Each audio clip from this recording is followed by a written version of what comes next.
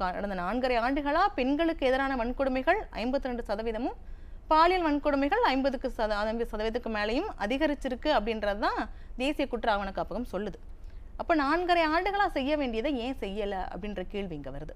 இப்போ பெண்களோட பாதுகாப்பு அப்படின்றது தேர்தலை முன் வச்சு பெண்களுக்கான பாதுகாப்பை இவங்க பண்ணுறாங்களா அப்படின்றது இப்போ ஒரு மிகப்பெரிய கேள்வியாக தான் பார்க்கப்படுது.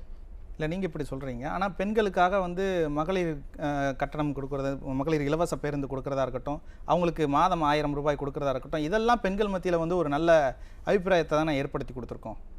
நீங்கள் சொல்கிற மாதிரி கொடுத்துருந்தாங்க, அவங்க சொன்ன வாக்குறுதிப்படி கொடுத்துருந்தாங்க அப்படின்னா அது பெண்கள்கிட்ட நிச்சயமாக ஒரு மிகப்பெரிய ஆதரவை கொடுத்துருக்கோம். இவங்க சொன்ன வாக்குறுதி அனைத்து குடும்ப அட்டை வச்சிருக்கிற பெண்கள் எல்லாருக்குமே மாதம் 1000 ரூபாய். ஆனால் செஞ்சது என்ன? 1.25 கோடி பேருக்கு தான் செஞ்சுருக்குறாங்க. அதுவும் முதல் 2 ஆண்டுகள் செய்யலை. அதுக்கப்புறம் பாராளுமன்ற எலெக்ஷன் வருது அப்படின்னு தெரிஞ்சதுக்கப்புறம் அதுக்கு முன்னாடி இருந்து கொடுக்க ஆரம்பித்தாங்க. ஸோ இப்போவும் இன்னும் சொல்கிறாங்க. இப்போ கூட துணை முதலமைச்சர் உதயநிதி சொல்கிறாரு, இந்த டிசம்பர்லேருந்து விடுபட்டவங்களுக்குலாம் கொடுப்போம் அப்படின்னு. அப்போ விடுபட்டவங்க தகுதி இருக்கிறவங்க தானே, அவங்களே 28 மாதமாக அவங்களுக்கு கொடுக்கல. அப்போ அதுக்கு இவங்க என்ன பதில் வச்சுருக்காங்க? அந்த 28,000 ரூபாயும் சேர்த்து இப்போ விடுபட்ட பெண்களுக்கெல்லாம் கொடுப்பாங்களா? ஸோ இது வந்து என்ன ஆகுது அப்படின்னா, பக்கத்து வீட்டு பெண்கள் பேசுகிறப்ப அவங்களுக்குள்ள ஒரு முரண் வருது. ஸோ நீ வாங்குற, உன்ன மாதிரி தான் நானும் இருக்கிறேன், அப்போ எனக்கு ஏன் வரல அப்படின்றது.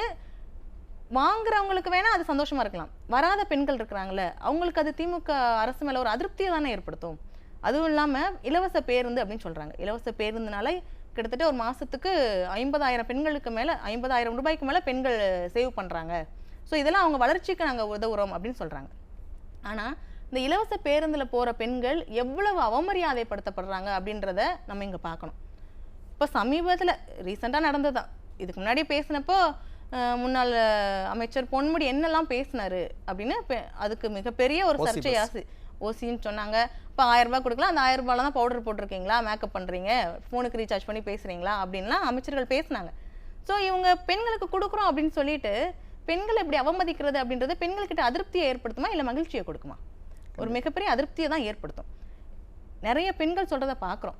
நீங்கள் வந்து இலவச பேருந்து விடுங்க நாங்கள் சொன்னோமா, ஏன் இப்படி விட்டுட்டு எங்களை அசிங்கப்படுத்துறீங்க? ஒவ்வொரு கண்டக்டரும் டிரைவருமே திட்டுறாங்க பெண்களை. ஓசியில் தானே வர்றீங்க, கரெக்டாக நிற்க வேண்டிய ஸ்டாப்பில் நிறுத்துறது இல்லை. தென்காசியில் நடந்தது. நிற்க வேண்டிய ஸ்டாப்பில் நிற்காம தள்ளி போய் நிப்பாட்டிட்டு ஏன் நிப்பாட்டலான்னு கேட்டால் ஓசியில் தானே வர்ற, உனக்கு எங்கே நிப்பாட்டினா என்ன அப்படின்னு சொல்கிறது, ஆபாசமாக பேசுறது. ஸோ இதெல்லாம் பெண்கள் கிட்ட ஒரு மிகப்பெரிய அதிருப்தியை ஏற்படுத்தும். அந்த அதிருப்தியெல்லாம் எப்போ எதிரொலிக்கும்? கண்டிப்பாக தேர்தலில் தான் எதிரொலிக்கும்.